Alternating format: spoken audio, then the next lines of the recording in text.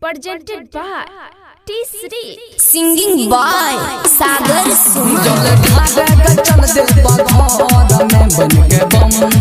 रहबो संग जल DJ पंपमराज संगम रिकॉर्डिंग स्टूडियो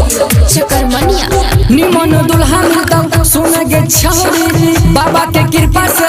बन जातो जोहरी आ कोनो दिक्कत नहीं होय तो सफर में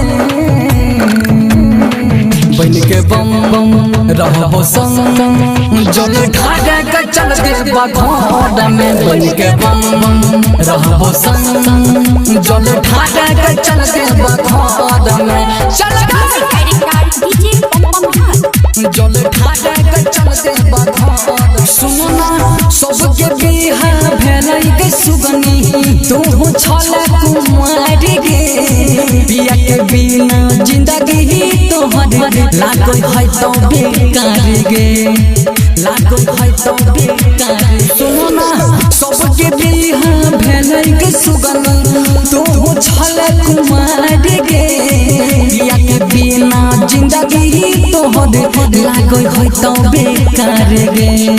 कनवा पकावा लाले बाबा के डगर धले कनवा पकावा लाले बाबा के डगर धले घुंघरू बंडले तू अपना कमर में बन के बम बम रहबो संग संग जल ढाके के चल दे बाघर में बन के बम बम रहबो संग जल ढाके के चल दे बाघर में म्यूजिक डायरेक्टर DJ पंपमराज जल ढाके के चल दे बाघर हे गई राइटर रणजीत जाय छै के बिचिया संग में रणधीर संग